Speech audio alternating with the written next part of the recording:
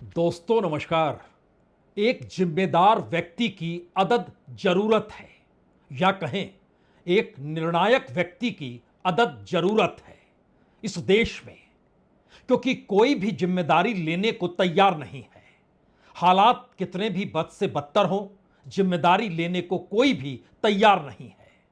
वो तमाम चेहरे गायब हैं जो अच्छे दिनों का राग इस देश को सुनाते चले गए। और जब यह राग गाया जा रहा था तो उस वक्त जो भी अर्थशास्त्री सरकार के साथ था, आज वो सरकार का विरोध कर रहा है। यानी 2014 से लेकर 2019 तक की परिस्थितियां उस दौर के अर्थशास्त्री, सरकार के मुख्य आर्थिक सलाहकार, यहां तक कि प्रधानमंत्री के सलाहकारों की टीम में सबसे अव्वल वो आज विरोध क्यों कर रहे हैं? क्या वाकई संकट इतना बड़ा हो चला है, या फिर समाधान के तमाम रास्ते मौजूदा वक्त में मौजूदा सरकार के जरिए निकल ही नहीं सकते हैं? इसीलिए अब उन पुराने अर्थशास्त्रियों को यह लगने लगा है गलती हो गई। यह अलग मसला है कि वो नोटबंदी के वक्त सरकार के साथ खड़े थे, वो जीएसटी लगाते वक्त भी दूसरी आजादी के सपने जो सरकार ने दिखाए उन सपनों के साथ जुड़े थे। लेकिन अब ऐसा क्या हो गया जिसमें पुराने अर्थशास्त्री जो सरकार के साथ थे अब खुले तौर पर यह कहने से चूक नहीं रहे हैं, एक अदद व्यक्ति तो चाहिए जो जिम्मेदारी ले, इस बात की जिम्मेदारी ले कि भारत की इकोनॉमी क्यों नहीं बढ़ पा रही है। वो इस बात की जिम्मेदारी ले कि भारत की करेंसी दुनिया में सबसे ज्यादा कमजोर एक झटके में कैसे होती चली गई। वो इस बात की जिम्मेदारी ले कि जॉबलेस ग्रोथ, इसके मतलब मायने क्या होते हैं। वो इस बात की गारंटी ले कि दरअसल अब इस देश में कभी भी किसी कॉरपोरेट के हक में देश को बेचा नहीं जाएगा। कोई भी जिम्मेदारी लेने को तैयार है या नहीं है? हालांकि इस दौर में पॉलिटिकल स्टेबिलिटी यानी राजनीतिक स्थिरता सबसे मजबूत है, और उसकी मजबूती इस तर्ज पर खड़ी है जहां पर विपक्ष या इस देश का कोई भी राजनीतिक दल या राजनीतिक व्यवस्था के बीच कदम रखने वाला कोई भी सामाजिक संगठन कुछ नहीं कह सकता है। क्योंकि पॉलिटिकल स्टेबिलिटी का मतलब चुनाव जीतना होता है, और चुनाव जीतने को लेकर ही जो सवाल रेंग रहे थे उन सवालों पर अपनी मोहर सुप्रीम कोर्ट ने यह कहकर लगा दी वो सब जायज है। और जब जायज है तो उसका मतलब है इस देश में पॉलिटिकल स्टेबिलिटी जो मौजूदा वक्त में इस देश की इकोनॉमिक अनस्टेबिलिटी से जुड़ चुकी है। और जिन बातों का जिक्र मौजूदा सरकार 2017 में कर रही थी, जब नोटबंदी लग गई, जब जीएसटी लग गया, उसके बाद पहली बार देश के प्रधानमंत्री नरेंद्र मोदी ने कहा था भारत की इकोनॉमी 2022 तक 5 ट्रिलियन हो जाएगी। और एक दशक डेढ़ दशक के भीतर, यानी उस वक्त से अगर जोड़ना शुरू कीजिएगा तो 2032 तक भारत 10, 12, 15 ट्रिलियन तो पार कर ही चुका होगा। 2022 बीत गया, 2026 में खड़े हैं, इकोनॉमी 4 ट्रिलियन के इर्द गिर्द है। भारत के शेयर बाजार का नेटवर्थ ताइवान से नीचे आ गया, और जिन वजहों को बताया गया वो वजह भारत से कोसों दूर है। यानी इस दौर में जो टेक्नोलॉजी और जो आर्टिफिशियल इंटेलिजेंस है, जो चिप्स और सेमीकंडक्टर बनाने की दिशा में लग रहा पैसा है, भारत उस दिशा में देखता ही नहीं है। कोई तो जिम्मेदारी लेगा, या किसी को तो जिम्मेदारी लेनी चाहिए। आज ये सवाल क्यों? आज ये सवाल इसलिए क्योंकि लगातार इससे पहले जो सुरजीत भल्ला, जो कि सितंबर 2017 से 2018 तक प्रधानमंत्री के आर्थिक सलाहकार परिषद के सदस्य के तौर पर थे, और उसके बाद 2014 से 2018 तक इस सरकार के मुख्य आर्थिक सलाहकार अरविंद सुब्रमण्यम, और इसके बाद छिटपुट जो अर्थशास्त्री सरकार से जुड़े, सरकार से हटे, जो रिजर्व बैंक में जुड़े रहे बाद में हट गए, उसमें एक नाम उर्जित पटेल का ले सकते हैं। ऐसे बहुतेरे अर्थशास्त्री या इस देश की इकोनॉमी को चलाने वाले अब ये जान गए, समझ गए कि दरअसल मनमोहन सिंह की जो इकोनॉमी थी उसका असर था कि 2017-18 तक तो स्थिति अनुकूल थी, और जब अपने बूते सरकार चलाने का बोझ आया, जहां पर अपने हिसाब से इस देश की इकोनॉमी को तय करना है, तो सब कुछ डगमगाने लगा। और जब परिस्थितियां डगमगाने लगी तो एक ही मैसेज इस देश में गया, पॉलिटिकल स्टेबिलिटी और उसका विस्तार, यानी बीजेपी चुनाव जीतती चली जाएगी। इस दौर में अर्थव्यवस्था को भूल जाइए, वो सारे सवाल भूल जाइए जो सवाल उठ रहे हैं, उठाए जा रहे हैं। और इस दौर में मीडिया को भूल जाइए, नौकरशाही को भूल जाइए, जुडिशरी को भूल जाइए, होते होते चुनाव आयोग को भी भूल जाइए। यानी एक ऐसी परिस्थिति इस देश के सामने आकर खड़ी कर दी गई, जिसके बाद एक ही सवाल था, जब सब कुछ ढहढाएगा तो उसकी जिम्मेदारी लेगा कौन? और अगर कोई जिम्मेदारी लेगा नहीं और कोई जिम्मेदारी लेने को तैयार विकल्प के तौर पर नहीं होगा, तब इस देश के भीतर क्या कुछ हो रहा होगा। घरों के भीतर, मोहल्लों में, गांव में, छोटे शहरों में जो कुछ हो रहा है, अगर उसको आप राष्ट्रीय परिप्रेक्ष्य में देखना शुरू कर दें तो हो सकता है एक भयावह डर की स्थिति इस देश के भीतर समा जाए। लेकिन डर और भयावह स्थिति तो इस देश में बड़े उद्योगपतियों के सामने आई। जो सरकार के साथ नहीं खड़े थे वो देश छोड़कर चले गए, जो सरकार के साथ खड़े थे उनका नेटवर्क बढ़ता चला गया। इस देश में करप्शन को लेकर रोक तो लगानी चाहिए थी, रोक किसने लगाई? ब्लैक मनी को लेकर 1 दर्जन से ज्यादा सेंट्रल एजेंसीज काम करती है। करप्शन को लेकर प्रीमियर जांच एजेंसी ईडी और सीबीआई, उसका रुख क्या हो गया? शेयर बाजार में गड़बड़ी ना हो, इसको लेकर सेबी की भूमिका क्या रही? जिम्मेदारी किसी ने नहीं ली। और जब जिम्मेदारी किसी ने नहीं ली तो अब उस मुहाने पर देश क्या वाकई खड़ा हो चला है, जहां पर अब एक निर्णायक व्यक्ति की जरूरत है? क्योंकि जिम्मेदारी किसी को तो लेनी होगी, और जब नहीं ले रहा है तो चलिए उस सिलसिले के धागे को खोलते चले जाते हैं। लेकिन खोलने से पहले हमें लगता है कि एक बात याद तो कर लीजिए, जब प्रधानमंत्री खुद 5 ट्रिलियन इकोनॉमी का जिक्र कर रहे थे 2017 का वक्त, वो अर्थव्यवस्था जो 8% से अधिक की गति से विकास कर रही है, जो आने वाले 5-7 वर्षों में 5 ट्रिलियन, तो अगले 1-1.5 दशक में $10 ट्रिलियन के लक्ष्य को लेकर के तेज गति से आगे बढ़ रही है। तो क्या प्रधानमंत्री जिम्मेदारी लेंगे? 2017 में जो उन्होंने कहा था, 2026 में भी वहीं खड़े हैं। लेकिन यह देश तो वहां पर नहीं खड़ा है, यहां के लोगों की तादाद तो वहां नहीं खड़ी है, यहां की बेरोजगारी वहां नहीं खड़ी है, महंगाई नहीं खड़ी है। वो तमाम परिस्थितियां बदल गई और इस देश के भीतर सुप्रीम कोर्ट ने मुहर लगा दी कि दरअसल इलेक्शन कमीशन सही है। तो क्या सुप्रीम कोर्ट ने मुहर लगा दी है? यूपीएससी सही है, यूजीसी सही है, सीबीएसई सही है, इस देश के भीतर एनटीए सही है, स्टेट सर्विस कमीशन सही है, सेबी सही है, सब सही है। लेकिन जिम्मेदारी लेगा कौन अगर कुछ गड़बड़ी हो रही है? तो शायद यही वो पन्ने हैं जो बार बार बतलाते हैं कि इस देश में जीडीपी के हिसाब से जो अंतर्राष्ट्रीय भारत का ग्रोथ है, जो प्रति व्यक्ति जीडीपी ग्रोथ है, जो डॉलर के मुकाबले प्रति व्यक्ति ग्रोथ है भारत के भीतर, वह एक झटके में संकट में क्यों आ गई है? पॉलिटिकल स्टैब्लिशमेंट इतना ज्यादा स्टैब्लिश है और इतनी ज्यादा स्थिरता है, बावजूद इसके हमारा जॉबलेस ग्रोथ दुनिया के किसी भी देश को मात क्यों दे रहा है? अनऑर्गेनाइज सेक्टर के भीतर की परिस्थिति क्या सोशल सिक्योरिटी कागज पर दे चुकी है और हकीकत में नहीं? सवाल कौन करेगा? जो सवाल करेगा उसको भी कॉरपोरेट खरीद लेता है, यानी मीडिया, और मीडिया के भीतर संपादक या रिपोर्टर अब इसकी बात नहीं है।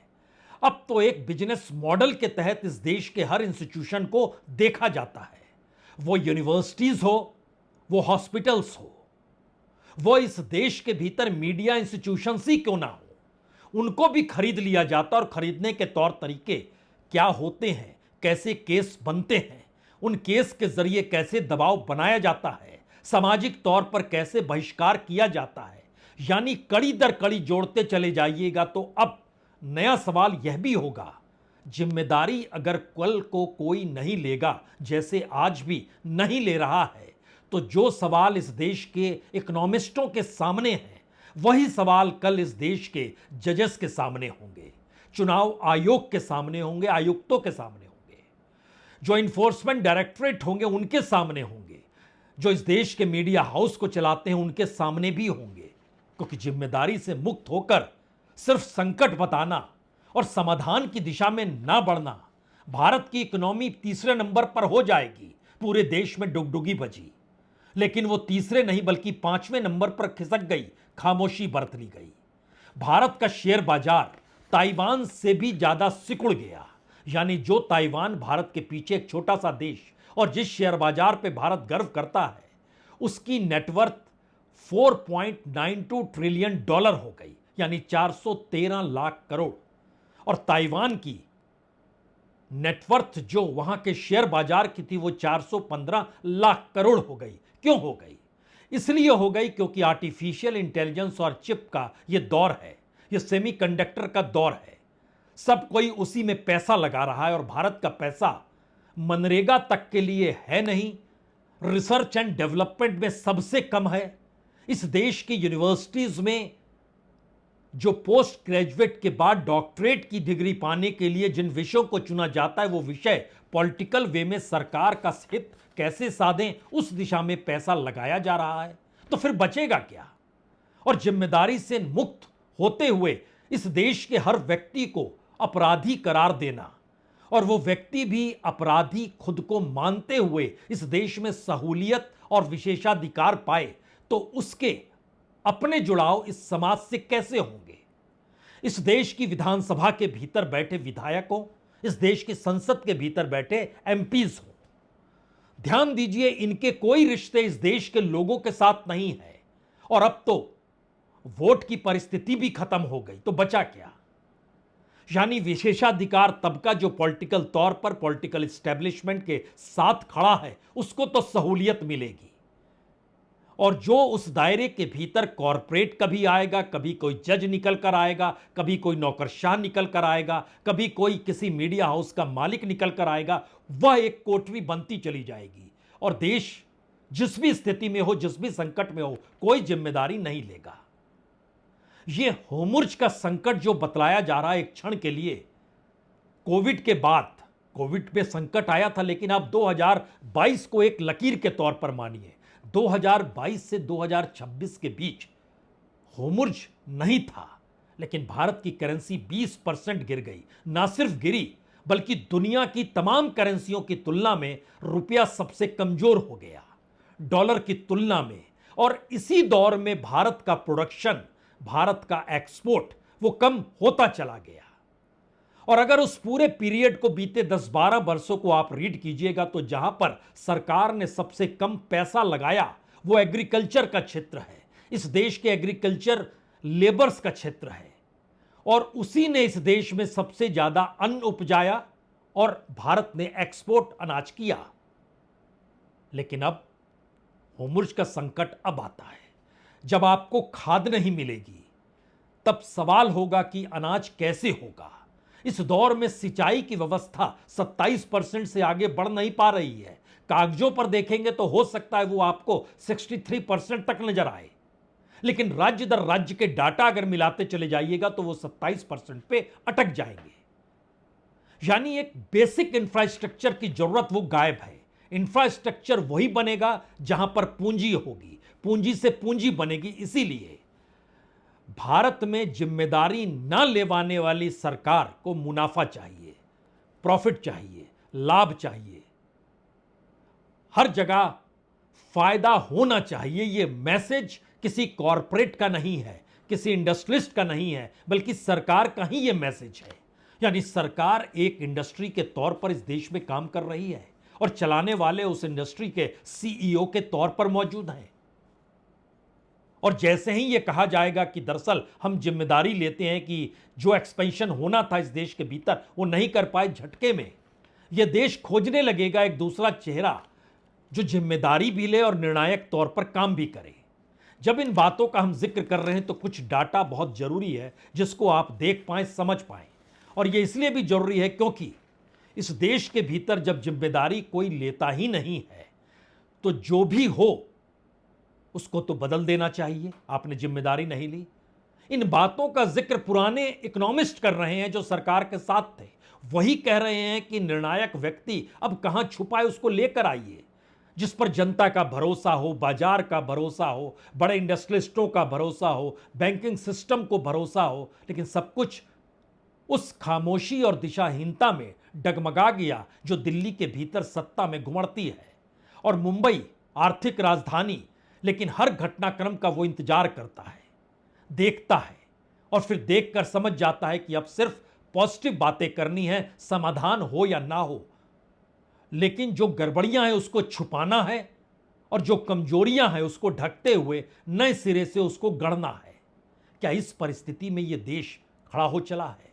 जब हम इस बात का जिक्र कर रहे हैं तो पता नहीं क्यों आज chief election commissioner Gyanesh Kumar ने चंद सेकंड का एक वीडियो जारी किया और उन्होंने कहा जो 18 वर्ष के हो जाते हैं उनको वोट डालना चाहिए, अपना नाम वोटर लिस्ट में शामिल करना चाहिए, क्योंकि उससे चंद मिनटों पहले सुप्रीम कोर्ट ने इलेक्शन कमीशन की ताकत पर मोहर लगा दी थी।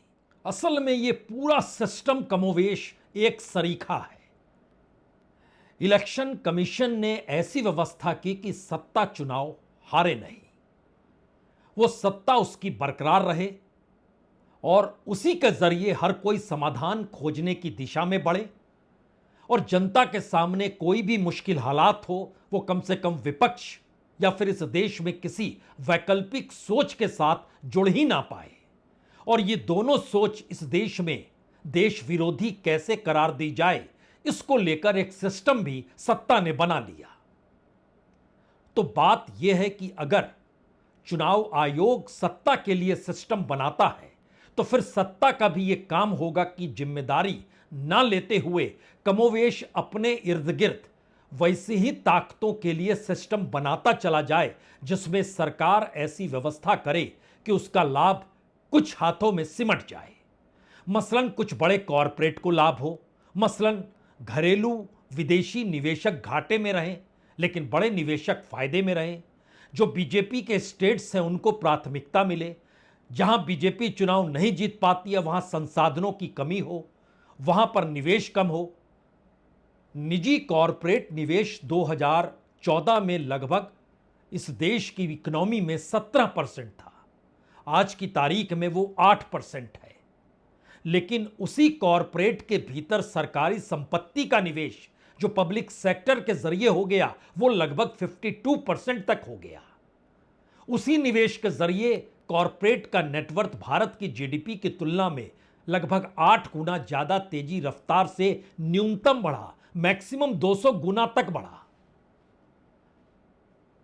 यानी इस देश के भीतर जो कंपनियों की जिम्मेदारी सरकार की थी, सरकार ने उन कंपनियों को प्राइवेट हाथों में दे दिया। तो जो सरकारी कंपनियां चल रही थी वो सरकार को डिविडेंड तक नहीं दे पा रही थी और सरकार कहती थी कि हम इन्हें कब तक पैसा देंगे। वही कंपनी का जो पूरा का पूरा लाइसेंस प्राइवेट हाथों में चला गया और उस सरकारी कंपनी तक को बेच दिया गया तो लाभ एक झटके में उस प्राइवेट कंपनी का 75% मिनिमम बढ़ गया, मैक्सिमम मत पूछिए। यह गोरख धंधा है या इस देश के भीतर जिम्मेदारी मुक्त गवर्नेंस के तौर तरीके हैं? इसीलिए नया सवाल है कि जिस होमर्ज रूट का जिक्र किया जा रहा है, क्या सरकार के लिए यह एक नया ढाल है जिसमें छुपकर सरकार अपने 10 बरस की उस इकोनॉमिक स्ट्रक्चर को छुपा रही है जो इसने इस दौर में जो काम भी किया? क्योंकि 2014 के बाद से भारत में तेल की कीमत और अंतर्राष्ट्रीय बाजार में तेल की कीमत दोनों में कोई तुलना ही नहीं है। यहां तक कि दुनिया के दूसरे देशों में तेल की कीमत और भारत के भीतर जनता को मिलने वाले तेल की कीमत में भी कोई तुलना नहीं है। लेकिन जैसे ही दुनिया के बाजार में होर्मुज़ रूट का संकट आया, भारत उसकी आड़ लेकर बैठ गया। शेयर बाजार में उसकी आड़ ले ली गई। कोई नहीं बता रहा है कि टेक्नोलॉजी के क्षेत्र में भारत कितना पिछड़ गया। कोई नहीं बता रहा है कि भारत की फैक्ट्रीज और बड़ी कंपनियां, यहां तक कि कोर सेक्टर भी इस दौर में नेगेटिव ग्रोथ में क्यों खड़ा है। कोई नहीं बता रहा है कि जिस इंफ्रास्ट्रक्चर को डेवलप किया गया उसमें लगभग 92% भागीदारी पब्लिक सेक्टर की नहीं, प्राइवेट सेक्टर की रही, जो कि इससे पहले पब्लिक सेक्टर की होती थी। और जिस मॉडल को डेवलप किया गया उस मॉडल में पैसे से पैसा बनाया जाए और भारत के भीतर जो 10% का हिस्सा है जो अपनी रोजी रोटी का जुगाड़ कर लेता है, और उसमें 1% ऐसा है जिस पे असर नहीं पड़ता है, कीमत कुछ भी हो, बस उसी तादाद के हिसाब से भारत के ग्रोथ और बेसिक इंफ्रास्ट्रक्चर को डेवलप करने की दिशा में कदम बढ़ा दिए गए। जिम्मेदारी कोई लेगा नहीं, निर्णायक व्यक्ति आएगा नहीं। पॉलिटिकल स्टेबिलिटी बड़ी जबरदस्त मजबूत है और स्टेबिलिटी के आश्रय ही लोकतंत्र का पाठ है। उसी लोकतंत्र के आश्रय इस देश का संविधान है और उसी संविधान के आश्रय इस देश की नौकरशाही और जुडिशरी काम कर रही है। फोर्थ स्टेट के तौर पर मीडिया भी अपनी मौजूदगी दिखलाता है। लेकिन यह सब तो चल रहा था, लेकिन जब 2026 के जिस मुहाने पर आकर भारत खड़ा हो गया उसमें संकट तो मीडिया के सामने भी आएगा। संकट तो इस देश के भीतर हर उस चीज पर पड़ेगा जिसकी लूट अभी तक खुले तौर पर इसलिए होती रही क्योंकि हम छुपाते रहे। हमारे पास प्रोडक्शन नाम की कोई चीज नहीं है। हमारा कोई ऐसा प्रोडक्ट ही नहीं है जिसकी छाप दुनिया में हो। हम सिवाय 140 करोड़ और सस्ते में मजदूर देने और मजदूरों को एक्सपोर्ट करने की दिशा में है।